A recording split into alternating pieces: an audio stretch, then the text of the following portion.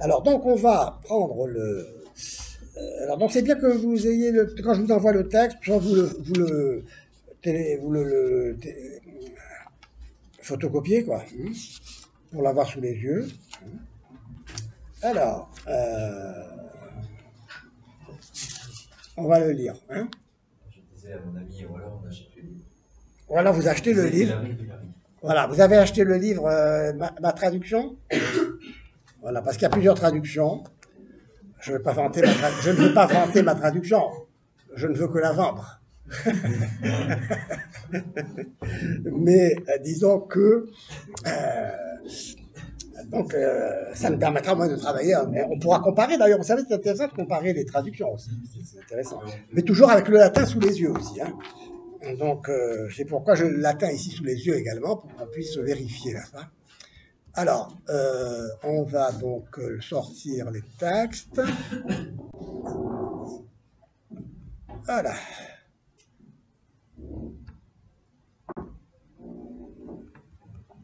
Bon, d'abord, donc au chapitre. Alors, donc, je rappelle les différents chapitres, les premiers chapitres, n'est-ce pas? Après le prologue, comment savoir est ignoré, hein, puisque justement, il s'agit d'atteindre la vérité précise et qu'il n'y a pas de précision dans ce monde d'inégalité.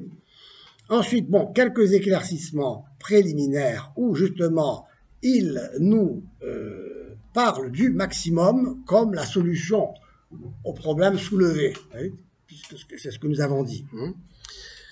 Alors là, je crois que j'ai commis une erreur, je vous ai peut-être pas... Est-ce que vous avez le chapitre 2? Ça m'ennuie, ça. Je vais peut-être pas pensé. Mais je vais quand même le lire, parce que... Bon, alors je vais vous lire quand même le chapitre 2, parce que j'aurais dû vous l'envoyer. En vue de traiter de la science maximale de l'ignorance, je dois d'abord nécessairement parler de la nature de la maximité en soi. Bon, vous voyez, donc voilà, le maximum en soi. J'appelle maximum ce qui est tel que rien ne peut être plus grand. Voilà. C'est là, ici, voyez-vous, on reprend la définition de saint Anselme dans son Prologion, et donc qui se dit en latin te esse aliquid, co nihil maius cogitari potest. Nous croyons que tu es quelque chose dont on ne peut rien penser de plus grand. Voilà, ça c'est saint Anselme. Alors,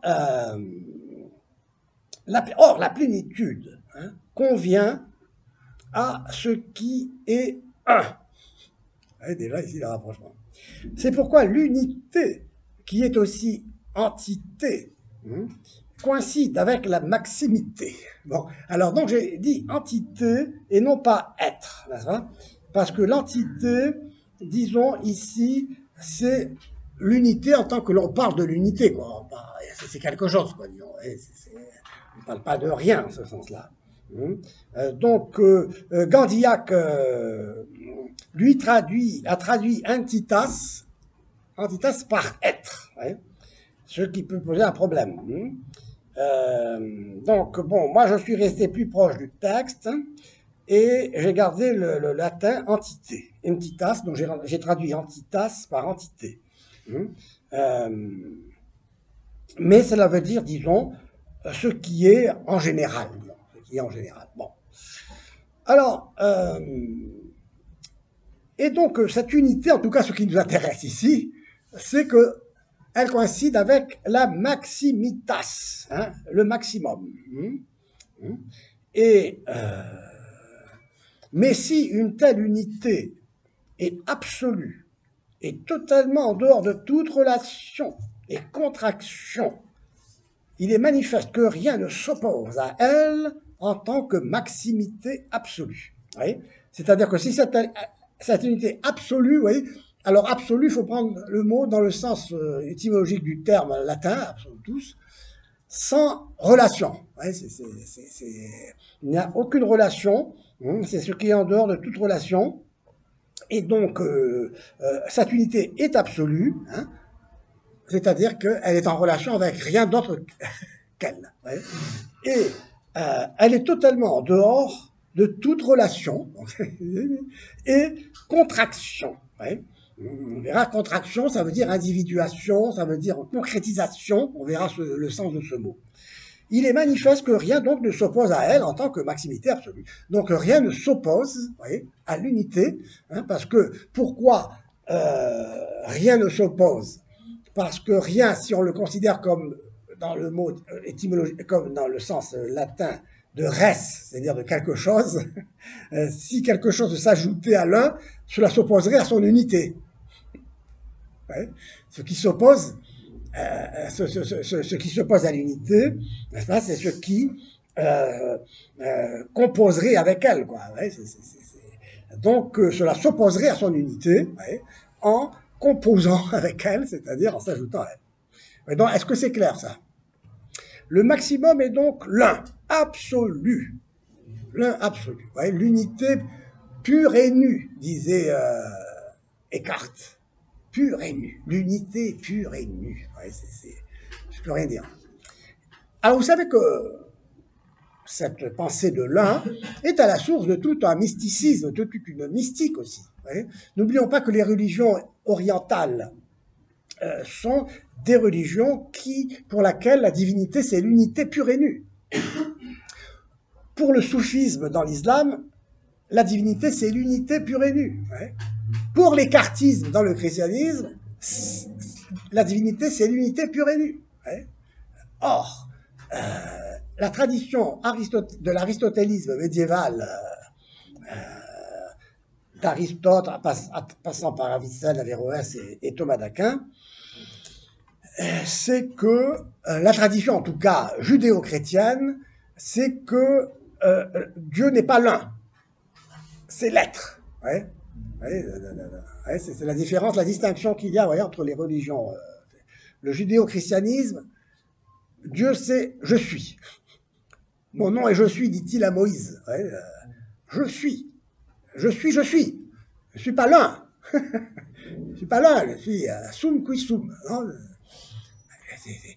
D'ailleurs, si je disais « je suis », alors que je serais l'un, si je dis « je suis » alors que je serais l'un, ça veut dire que je ne suis plus là, quoi. Je ne suis plus moi, alors. Vous voyez ce que je veux dire?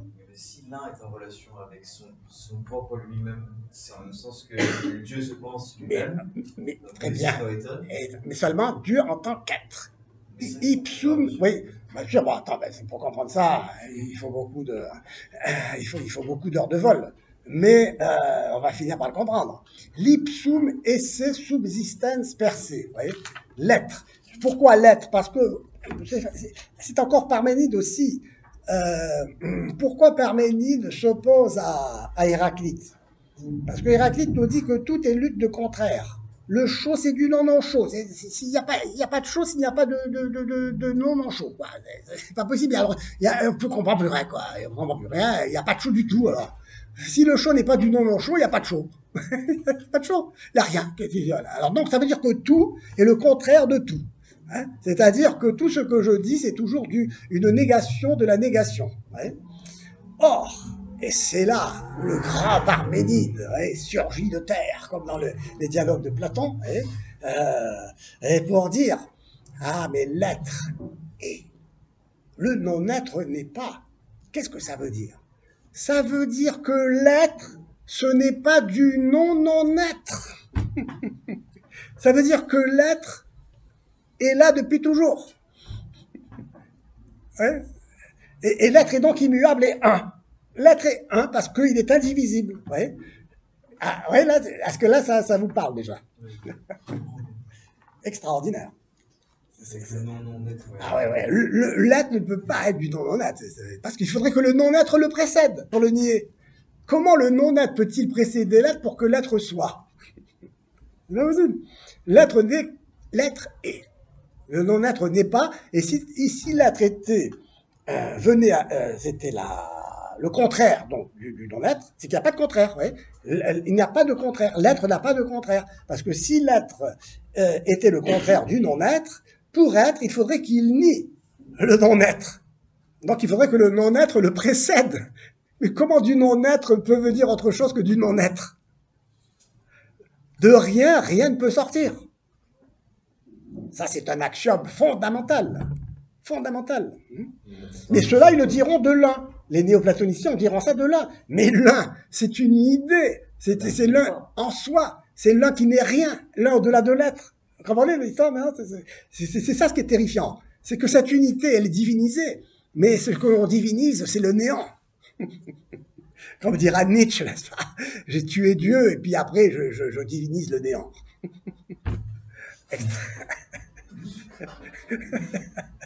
Extraordinaire. Non, vous savez, là, nous tenons, n'est-ce pas? Nous tenons notre question nous tient. Nous la tenons. Donc, je disais cela. Pourquoi? Parce que ici, il est question de l'un, du maximum comme étant un, unité absolue, pure et nue, indivisibilité en soi, sans relation avec quoi que ce soit d'autre. Et d'ailleurs, Nicolas parlera de l'un plus tard comme du non-autre. C'est extraordinaire. Bon, alors, mais en tout cas, cet un absolu, dit-il, est tout. L'un est tout. L'unité est totalité. Et dans ce tout, tout est tout. Parce qu'il est le maximum et que le maximum de grandeur, n'est-ce pas, fait que le grand ne peut pas être plus petit. Le grand est tellement... C'est le maximum de grandeur. Donc le maximum de grandeur, c'est ce qui ne peut pas être plus petit. Et c'est pourquoi nous allons voir comment il va affirmer la coïncidence des opposés, du maximum et du minimum. On va voir ça. Donc, rien ne s'oppose à lui.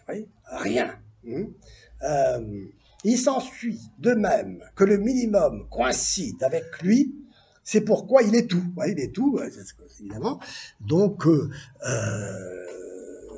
il n'y a rien en dehors du tout, c'est le cas de le dire. Et que cette grandeur est unité maximale, totalité, et donc en tant que telle, elle est aussi bien la plus grande que ce qui est le plus grand ne peut pas être est aussi le plus petit parce qu'il peut pas être il peut pas être plus petit, quoi. Et parce qu'il est absolu, il est en acte tout être possible et n'est contracté par aucune chose puisque tout dérive de lui.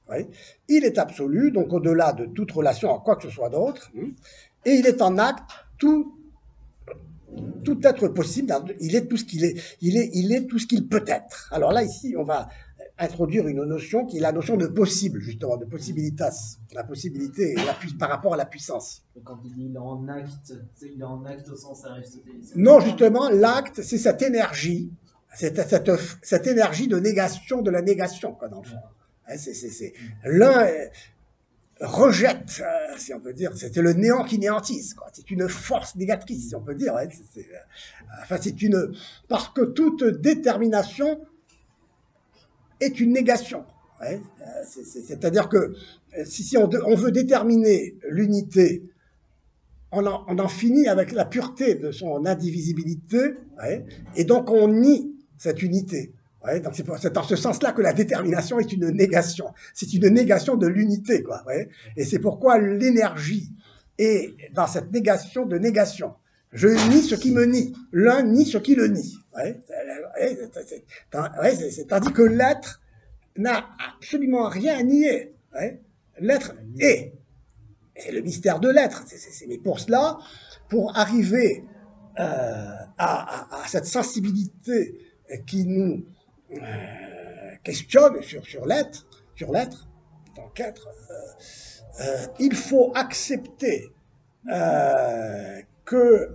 il faut partir de la réalité donnée extérieurement au sens déjà, au niveau des sens.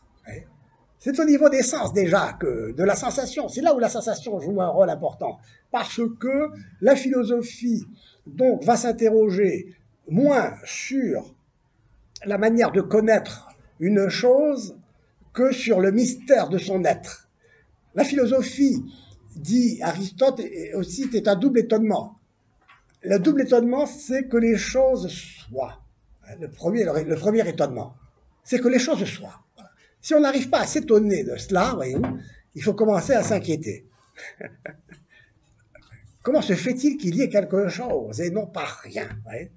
Voilà, l'étonnement, le Tomatsein, l'émerveillement. J'existe, je fais l'expérience que je suis là, sous le ciel d'été, au bord de la mer, et je suis là, quoi. J'existe. D'où viens-je? Comment se fait-il que je sois, hein, non pas actuellement que je sois là, mais que je sois. Donc, double étonnement, que les choses soient, et deuxième étonnement, qu'elles soient ce qu'elles sont. L'être et l'essence. L'être et l'essence. Un étant n'est pas ce qui est jeté dans le monde en dehors de toute signification sans essence, comme le Dasein rejeté là hors de toute définition possible. Et vous savez, je le rappelle, on l'a dit, mais la définition du Dasein dans le Sein, c'est que l'essence du Dasein est d'exister. Mais attention, c'est das Wesen. Le Wesen der Dasein. Hein? Le Wesen, on traduit en français par essence. Mais attention, le Wesen, en allemand, ça veut dire rendre présent. Ce qui rend présent. Et la Wesenheit, c'est la présence. C'est pourquoi pour Heidegger, c'est la méditation sur cette présence, de ce qui se présente là, n'est-ce pas? Et donc ici, ce serait intéressant de voir aussi, de faire le lien un peu avec ce Wesen qui rend présent, avec le principe d'individuation chez Duns Scott, quoi. Bon, ça c'est une question qu'il faudrait réfléchir là-dessus. Comment ce qui rend présent, n'est-ce pas? Ce qui rend présent cette chose aussi, hein? Ce qui me rend présent là, d'être là, c'est donc l'individuation, la concrétisation, la contraction de ce qui se trouve là. Alors en arabe aussi, c'est intéressant, l'être se dit wujud, ça veut dire se trouver, hein, wujud. Trouver, être, c'est se trouver là, tiens, c'est intéressant aussi. Bon, donc, comme vous le voyez, là,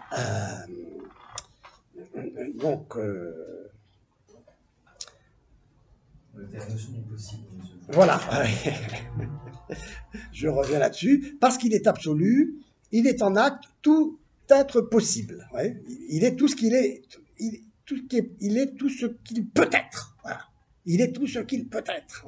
En ce sens que il est pouvoir être, plus que être. Le possible va se définir comme du réalisable, dans le fond. On va y revenir. C'est pourquoi cette pensée va déboucher sur une philosophie de l'action. Au commencement était l'action. Goethe. C'est l'agir comme production de soi par soi, finalement. C'est le triomphe de l'ère technique en ce sens-là.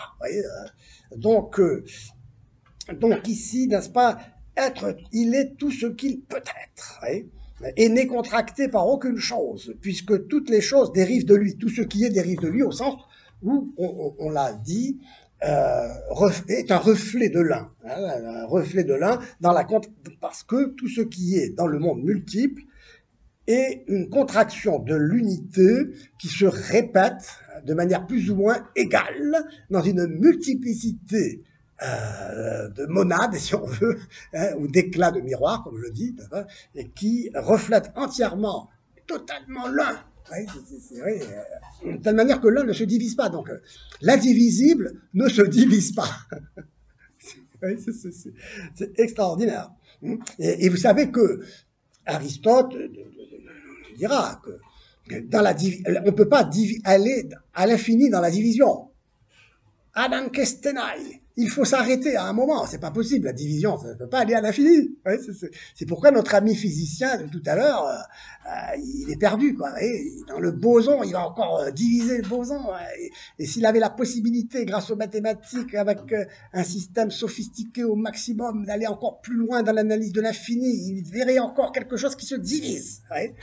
Et, voilà, et pour assurer l'unité du tout, il va dire que tout est en relation avec tout, tout est en tout, mais en relation avec tout. Et donc, tout est énergie. C'est une énergie constitutive sous la forme, finalement, dialectique, pourrait-on dire, d'un rejet et d'un attrait, d'une expulsion et d'une impulsion, si vous voulez, si on veut,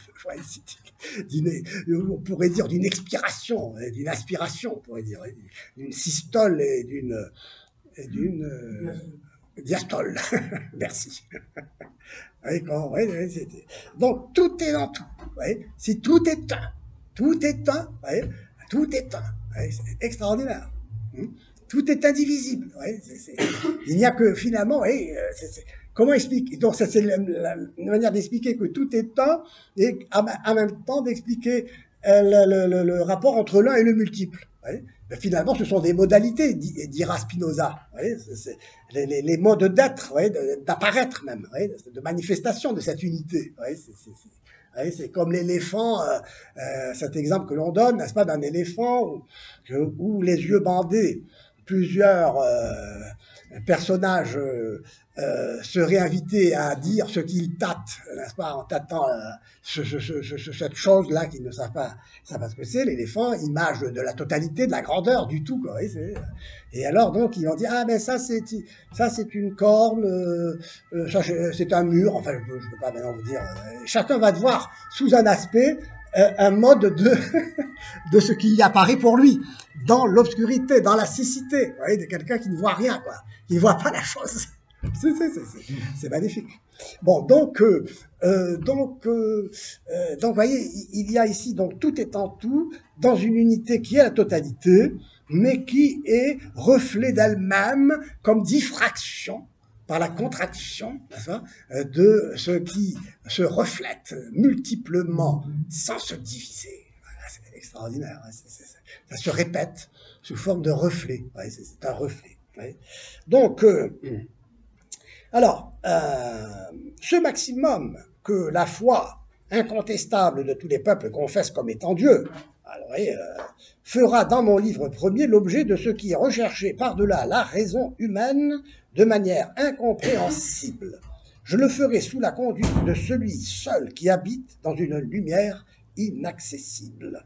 Et donc ici, vous avez donc, tout simplement, maintenant, la référence à la divinité, l'unité et la divinité, Dieu est l'un, c'est la même chose, mais comme vous le voyez, il s'inscrit alors ici dans une tradition qui n'est plus celle, pour ainsi dire, aristotélicienne, thomiste, biblique, à la limite, parce que vous comprenez, il faudra expliquer ce je suis. Vous voyez, j'avais le mot en hébreu, ayé, je crois, c'est ayé, qui a donné Yahvé, quoi, ça veut dire je suis. Je suis celui qui est, après, un peu plus loin, je suis celui qui est, je suis. Alors ça gêne certains interprètes, ceux qui tiennent à Dieu comme étant l'un, vont dire, oui, mais quand Dieu dit à Moïse, je suis, et je suis celui qui est, non, il dit tout simplement, je suis ici, coucou. Donc, il réduit, n'est-ce pas, l'être à se présenter, un Wesen, qui apparaît là tout à coup, comme une sorte de sortie de l'obscurité, où il restait caché jusque-là, et puis voilà, tiens. Non, et quand il dit je suis, ça veut dire que je ne suis pas autre chose que je suis. Je suis. Or, l'être, c'est pas le contraire du non-être. Et l'être ne se réduit pas à autre chose que soi, parce que l'être, ce n'est pas du non-être. Enfin, l'être est. Je suis. L'être est. C'est extraordinaire. Donc là, vous voyez comment ici, il y a un fléchissement de toute la pensée moderne, enfin de toute la pensée à partir du XIIIe, XIVe siècle. Parce que cela est ce fléchissement, vous voyez, platonisant, néoplatonisant, à son origine, donc dans Avicenne et Scott. Ouais.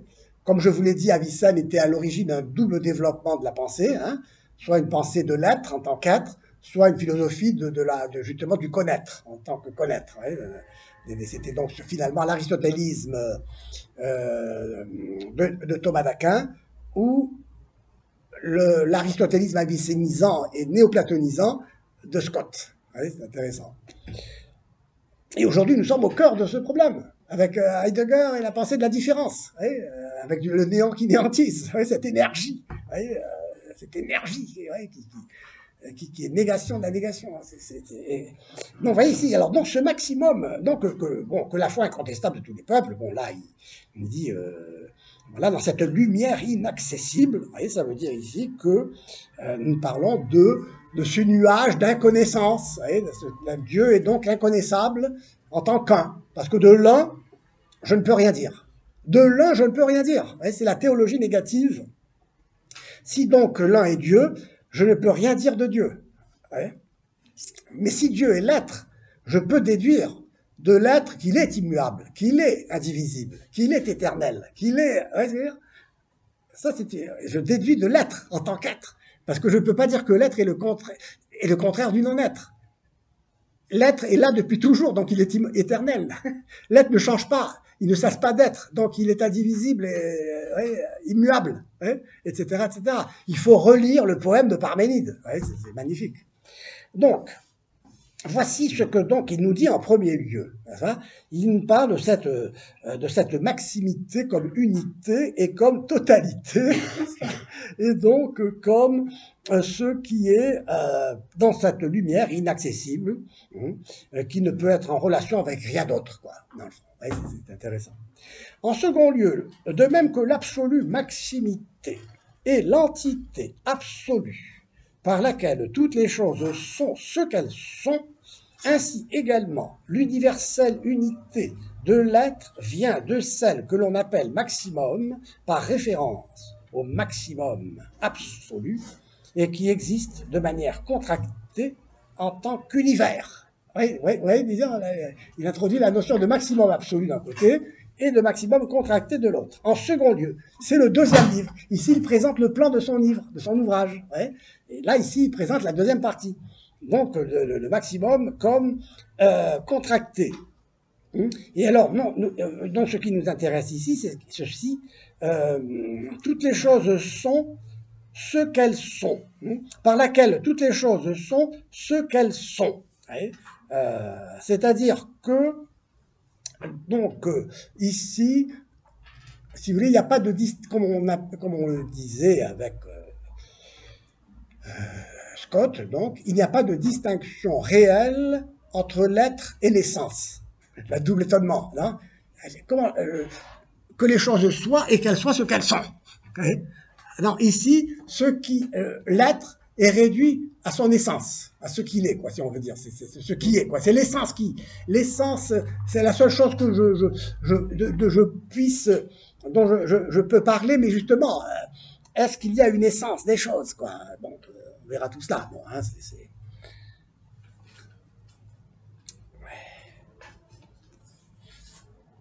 Donc, son unité, l'unité de l'univers, de ce maximum contracté, c'est contracté dans la pluralité.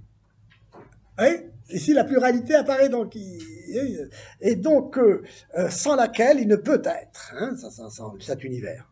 L'univers se définit par sa pluralité, quoi, sa multiplicité. En vérité, ce maximum complique tout dans son unité universelle, de telle sorte que toutes les choses qui proviennent de l'absolu sont en lui et lui en toutes. Alors ici apparaît un terme technique que nous devons retenir, qui est le verbe compliquer. Compliquer, vous décelez le radical pli. Le mot compliqué, c'est ce qui est plié, si vous voulez. Compliqué, ça veut dire donc tout ce qui se ramène au pli et qui s'oppose à ce qui est expliqué. Expliqué, c'est ce qui est donc développé, quoi, déployé, déplié. Et le compliqué, c'est ce qui est replié. Et donc le compliquer, le replier, donc, puis l'expliquer et le déplier, sont la complication et l'explication d'un pli. D'un pli. Où tout se rabasse sur soi et qui est le pli de l'un, de l'unité pure et nue. L'unité, donc, ce pli, c'est l'image de l'unité dans laquelle tout se complique. Et à partir de laquelle tout s'explique.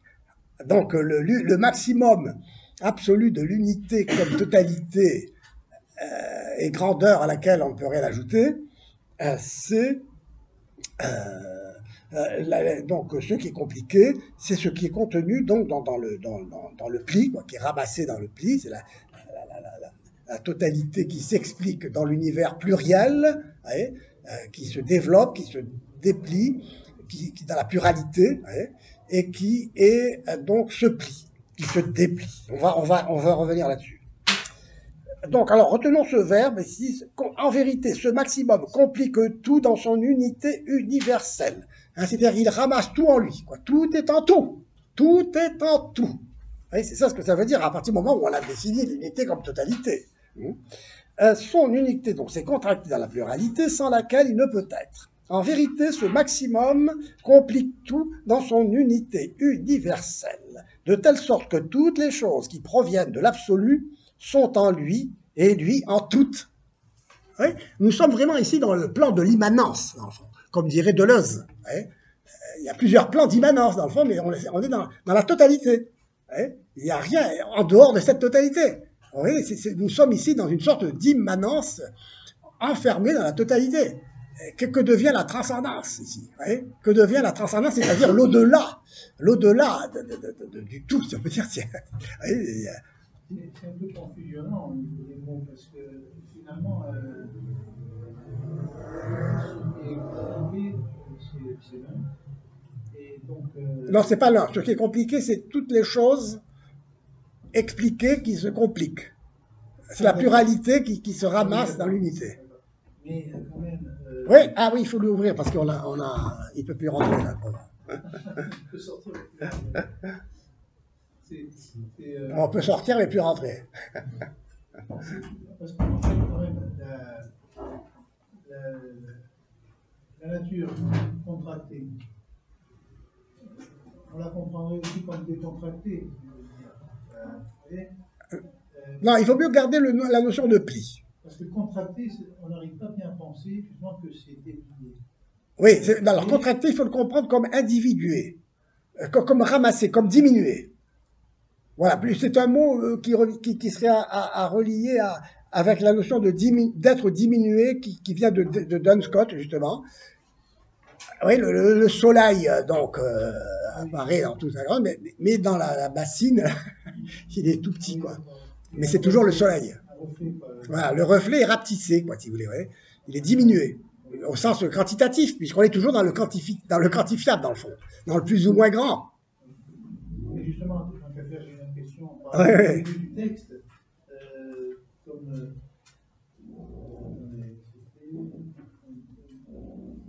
ah oui, voilà, c'est ça. J'appelle maximum ce qui est tel que rien ne peut être plus grand. Bon, mais est-ce que ça présuppose qu'il conçoit le maximum? Alors, le maximum se définit comme ce qui est le plus grand, mais ici, en effet, la grandeur cesse d'être quantitative, mesurable. On est dans le domaine de l'immense, c'est du non mesurable. Donc, on ne pourrait pas dire que je conçois comme ce qui n'a rien de plus grand.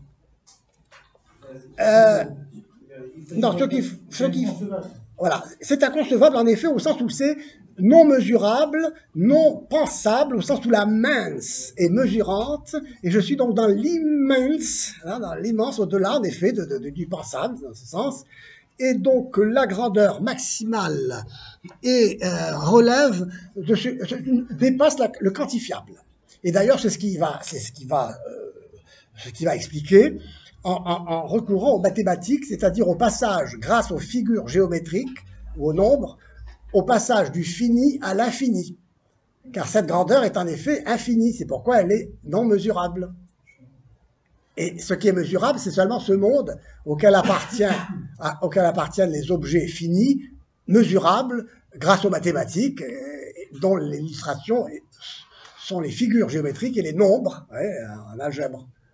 Mais alors les définitions, toutes ces définitions qu'il donne, finalement, c'est une sorte de nominalisme, dans le sens où, pour lui, s'il ne peut pas penser, s'il parle de ce qu'il ne peut pas concevoir, mais il en parle néanmoins. Ouais, c'est ça. C'est bon. Alors, comment C'est ça. Alors donc là, il faudrait que je vous renvoie un article, comment parler de ce qui n'est pas. Hein, parler de ce qui n'est pas, parce que c'est le thème, c'est le problème de toute cette pensée, scotiste, occamienne, voire cartienne. Comment parler de ce qui n'est pas, c'est-à-dire de l'un. Comment parler de ce qui n'est pas, puisque le mot, si le mot ne renvoie pas aux choses, les mots sont arbitrairement désignés, quoi. On invente des mots, on invente des concepts, mais indépendamment de la réalité, d'une réalité.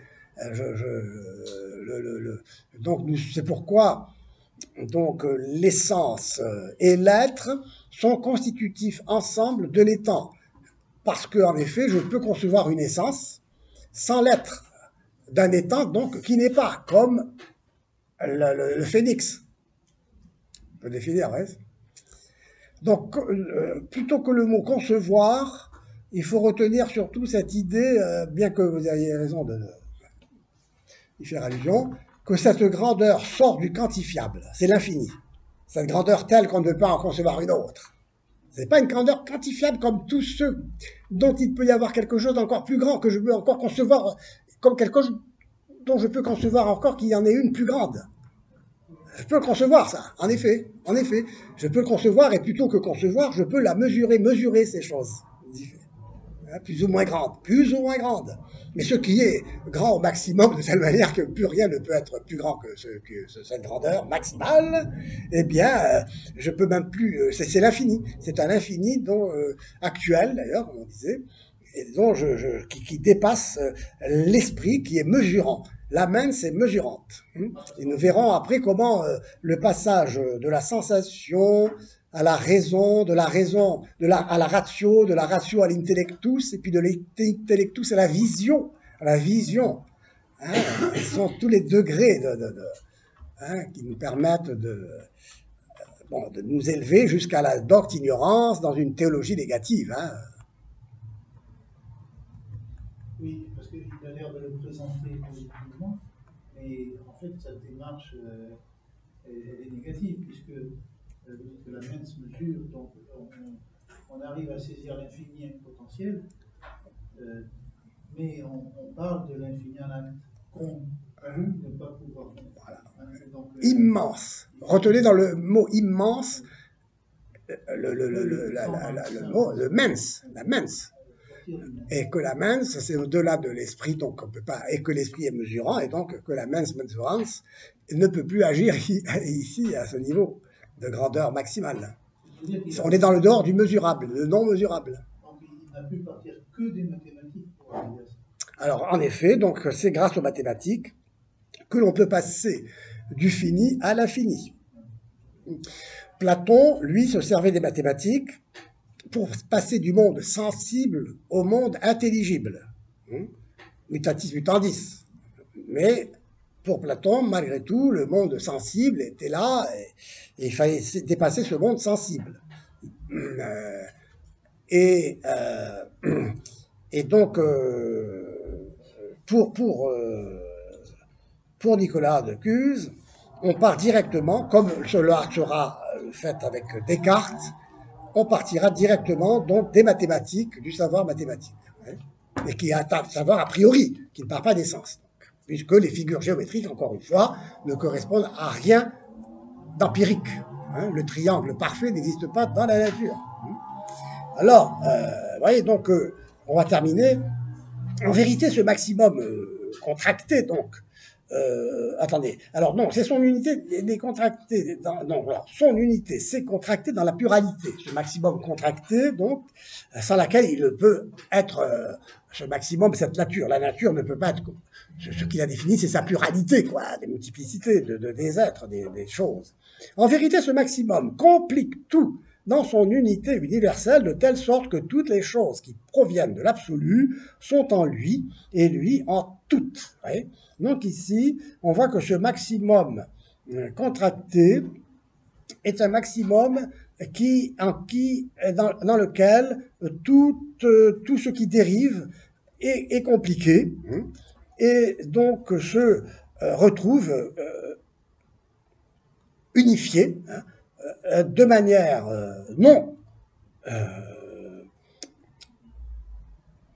non expliquée, j'allais dire. Mais enfin bon, on reviendra là-dessus. Il en parlera dans le deuxième livre. Il n'a pas cependant de subsistance en dehors de la pluralité sans laquelle il est, car sans contraction dont il ne peut se libérer, il n'existe pas. Dans le deuxième livre, donc, j'ajouterai quelques points sur ce maximum en tant qu'univers. Donc c'est bien de l'univers qu'il parle, univers pluriel, pluralité qui le caractérise comme tel, et pluralité qu'il faudra expliquer à partir de cette indivisibilité qui fait que si le monde, ce maximum n'était pas une unité, il serait un chaos inintelligible, une division à l'infini. Or ce monde est indivisible au sens qu'il est composé d'unités indivises. Puis en tant qu'unités, elles sont indivises. Donc ici, c'est très intéressant, on y reviendra parce que... Donc, en troisième lieu, le maximum appellera une troisième sorte de considération. En effet, comme l'univers n'a qu'une subsistance contractée dans la pluralité, nous rechercherons dans les choses multiples elles-mêmes l'un maximum dans lequel l'univers subsiste en acte de manière maximale et très parfaite comme dans sa fin. Or, celui-ci est uni à l'absolu, qui est le terme universel ultime, et qui, parce qu'il est la fin la plus parfaite, dépasse toute notre capacité. Ainsi ajouterai-je quelques mots sur ce maximum, à la fois contracté et absolu, que nous appelons du nom de Jésus, à jamais béni, autant que Jésus lui-même nous l'inspirera. Et donc, vous voyez ici, il parle de l'humanité, de l'homme. Donc, Dieu, la nature, le monde, le cosmos et l'homme. Et donc, on verra comment le Christ, pour lui, c'est celui qui ramasse à la fois le monde, le maximum absolu, le maximum contracté, en étant à la fois Dieu et homme. Bon, ça, c'est toute sa théologie, sa christologie à lui, qui peut être discutable, mais enfin, on ne va pas développer trop cette troisième partie, d'abord parce qu'on n'aura pas le temps, et qu'on le fera peut-être à un autre moment. Voilà, et je termine ce deuxième chapitre. Celui qui veut atteindre le sens de tout cela devra élever son intellect au-dessus du pouvoir des mots, plutôt qu'insister sur leur propriété, car ils ne peuvent être adaptés proprement à de si profonds mystères intellectuels. Les mots ne pourront plus servir, et c'est pourquoi comment parler de ce qui est innommable, comment nommer l'innommable, voilà. C'est ça le problème de l'unité, n'est-ce pas? Parce que si je nomme les noms de Dieu, quand Dieu est un, ce sont des noms de l'innommable. Et comment les mots, donc eux-mêmes, on devrait inventer des mots pour parler de l'innommable, et c'est pourquoi le lexique de Nicolas va se compliquer avec des termes comme le possessed, intraduisible, possessed, le non-aliud, et donc il va inventer des termes, des concepts pour pouvoir nommer l'innommable avec des mots qui n'en sont plus, qui n'en sont pas, c'est intéressant. Donc, il est nécessaire, d'ailleurs ici il y a une part de nominalisme aussi, dans cette façon de faire. Il est nécessaire de se laisser guider par des exemples, en les dépassant, pour que le lecteur, laissant derrière lui les choses sensibles, s'élève aisément vers la simple intellectualité. Je me suis efforcé d'ouvrir cette voie à tous les esprits, aussi clairement que j'ai pu, en évitant toute rudesse de style, afin de mettre directement en lumière la racine de la ignorance et en tenant compte de l'inaccessible précision de la vérité. Et donc, après avoir défini la vérité comme précision absolue, n'est-ce pas, il montre comment elle est inaccessible. Hein, et quand elle est accessible, elle est accessible de manière incompréhensible, comme il le dira, parce qu'il s'agit d'une vérité innommable, quoi, de cette unité comme totalité, etc. Donc voilà pour ce qui est de ces premiers chapitres sur le rapport entre vérité comme précision absolue et dans un monde où tout est plus ou moins grand, donc vérité comme précision absolue, passage au maximum comme grandeur maximale au-delà de laquelle il n'y a rien de plus grand, voilà, et qui donc permet de répondre à la question de savoir comment on va pouvoir parler de ce monde où tout est inégal, quoi, de ce monde de grandeur inégale, hein, où tout est un, hein, et nous allons voir comment cet un se répète sans se diviser dans un monde conçu comme un miroir brisé où dans chaque éclat l'un se reflète totalement sans se diviser. C'est extraordinaire. Hein. Bon, on poursuivra tout cela tranquillement. Ne vous inquiétez pas trop de la difficulté, mais une fois surmontés tous ces efforts nous aideront à vraiment avancer aller très loin, hein, en philosophie. Hein.